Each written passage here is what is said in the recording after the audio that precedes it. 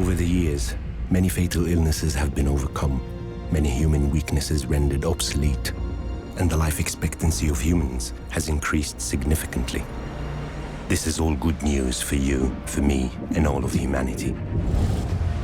But technology will keep evolving, and with it, the ambitions of those scientists working on empowering us as humans. Is there a limit to these ambitions?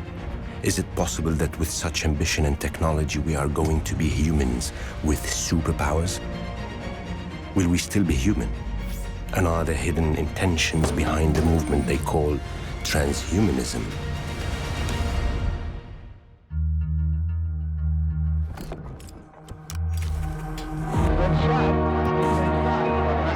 Crashed into one of the towers of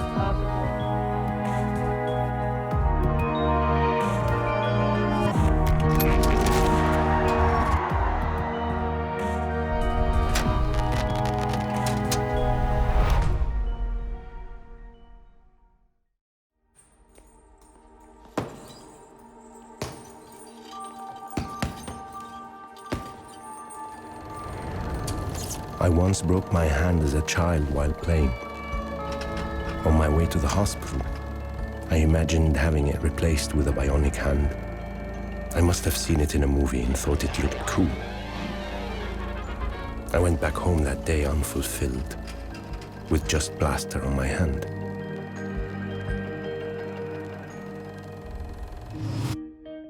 We know that it's not against the laws of business. This is a well-known marketing strategy. If you're valuing different lives in a different way, this could very well lead to a war. Things have changed, and maybe it's time for my childhood dreams to come true. Implantable defibrillators can restore your heartbeat. Smart contact lenses can record video. How far can technology lead the evolution of the human body? How much better can we become? And is it all driven by the intention to live a better life?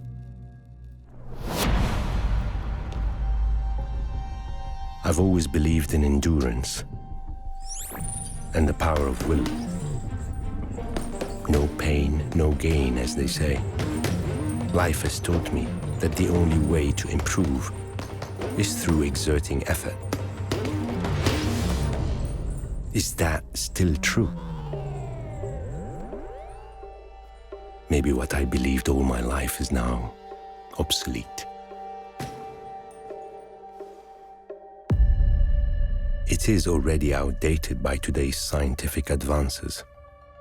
Biotechnology aims at shattering our limits, at having improved versions of ourselves, bypassing endurance and even the power of will. Is that what transhumanism promises? We've always used technology to support our bodies. There are people who use crutches or dentures and many other forms of support. But they say that transhumanism is a complete revolution.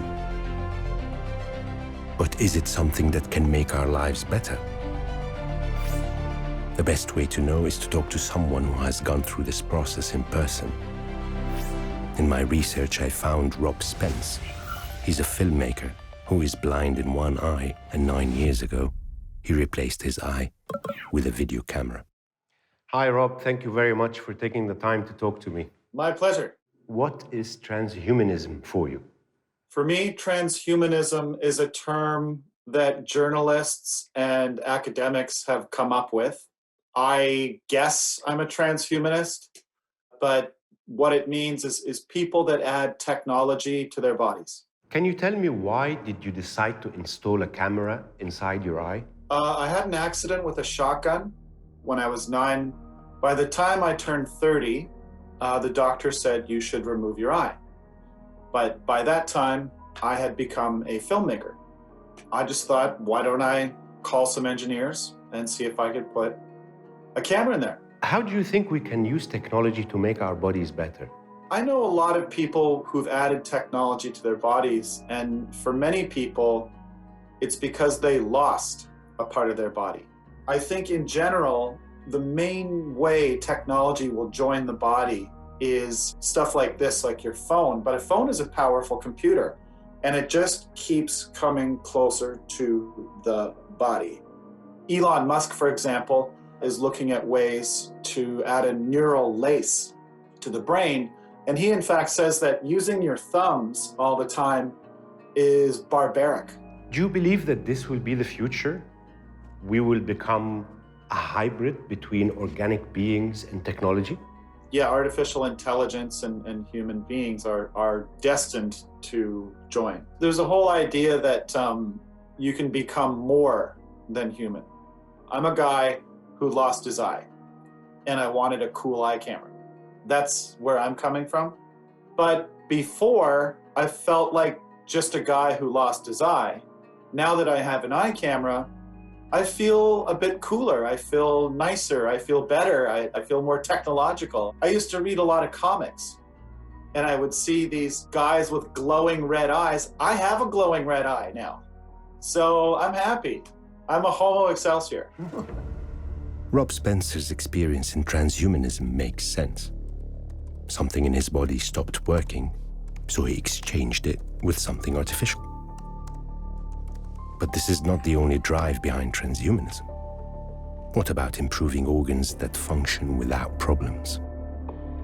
Is this the ultimate aim of transhumanism? A better human life? Or is this just a story to cover other hidden intentions? I've easily found many voices against transhumanism, but it wasn't that easy to find one of the better informed experts. He is the author of a revealing book on the subject. His name is Antonio Dieguez, professor of philosophy at the University of Malaga. I asked him if there could be hidden interests behind transhumanism. There are several interests behind transhumanism. Economic and power interest. It's no accident, for example, that the big tech companies in Silicon Valley are so clearly supporting the transhumanist discourse and are financing with large amount of money projects that create transhumanist inspiration. They repeat the idea that artificial intelligence will change completely our life in near future. This is a well-known marketing strategy to sell their products in artificial intelligence system, for example. It is easy to take a position against transhumanism as one watches from a distance. But if we watch our closest and dearest people grow older, weaker, and become in pain, then our position may be different, and we would probably do anything to help them. But can transhumanism really eliminate pain? Stop aging? Can it prolong the lives of those we love? Is it possible that transhumanism has a long-term goal to eliminate death? That the human species becomes immortal?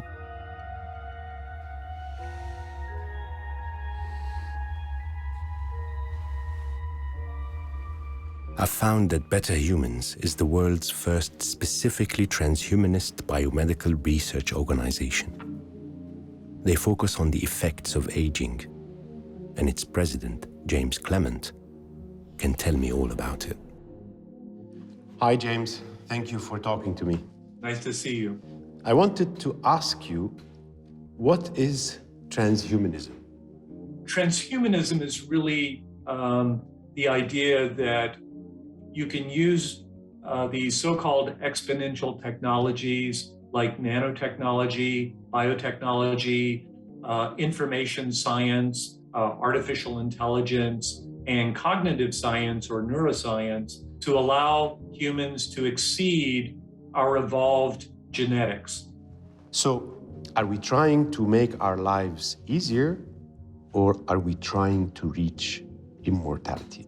If you want to be a super centenarian, someone who lives to 110 and is still gardening at 107, 108 years old, still riding a bicycle, then you first have to get to 99. Maybe we get there, maybe we don't. But we know that it's not against the laws of physics. We have bowhead whales, mammals like us, that are living to 200 and longer. So we know this is possible. So immortality is not exactly the station, but rather the direction. Correct. Very well put. I think the first objective really is to diminish human suffering. Okay. What about in the long run? Do you think immortality can become an objective? I think that immortality is more of a philosophical question. I think the best terminology is maybe something like indefinite lifespan. But whether people even choose to live beyond, let's say, 1,000 years or 10,000 years, I think we don't know. We don't know at what point, people may choose not to live further. Immortality. Death is inherent to life. How could we be both human and immortal? Birth and death are the constant truths in our existence. Now they say that in the future, we will be born in a different way, and that we will not die.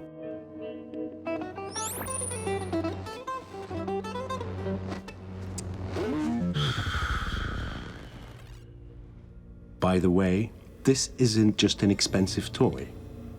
This is the future. All of us, one of these days, will have similar hands. Can you imagine? Imagine we live without pain. Can you imagine if you play the guitar with a hand like this? Where your level of accuracy and speed will be? No, dude, thanks. I don't agree with this. I love my hand on my guitar. Because you're an antique, man, and you like pain. Pain is something very important in life. It teaches us many things, and then it passes. But the goal of medicine, since it was established, is to reduce pain and extend the lives of people. Isn't this the same thing as well? That we alleviate pain is something, and to live longer is something. But that we stop dying is something completely different. Whatever, dude. As you wish. Stick to pain.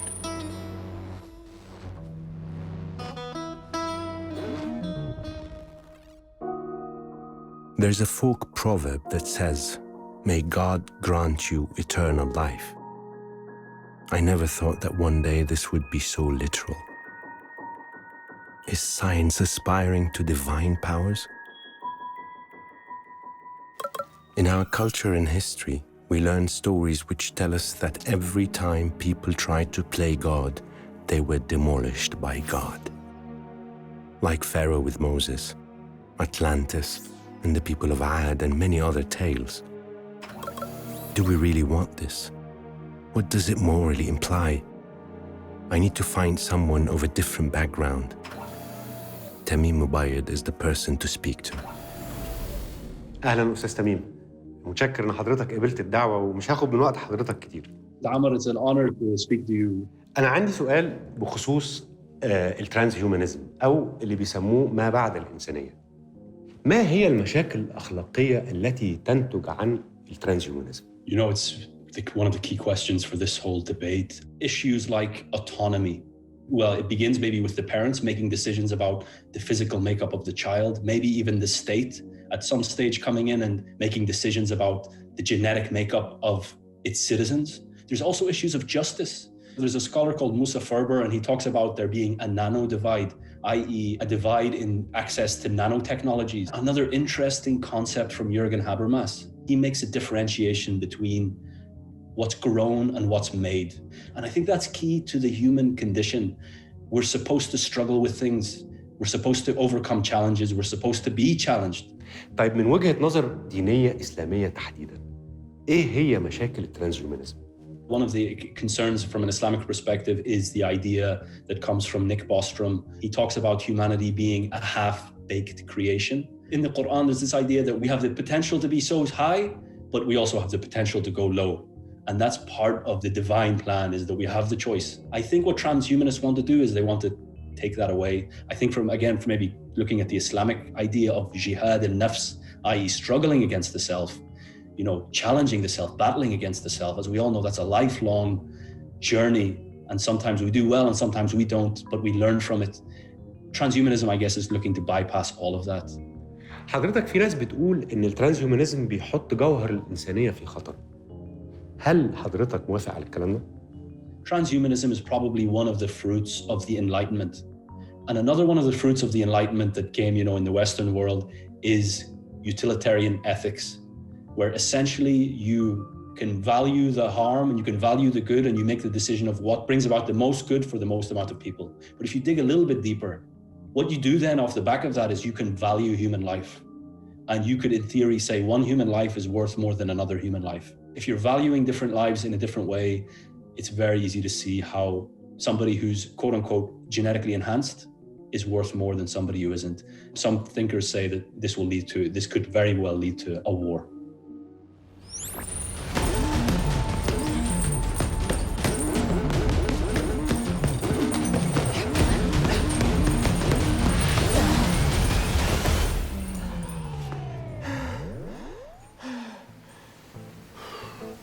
Technology is something amazing. A bionic hand would surely be more accurate, but I'd rather have my imperfect human hand. I want to feel the strings, to transmit the passion, and to have a hint of transcendence. This imperfect hand creates a unique sound with every experience and every instant of my mortal life. I want to be mortal for two reasons. The first is that without death, there is no life. The second is that immortality is for God alone.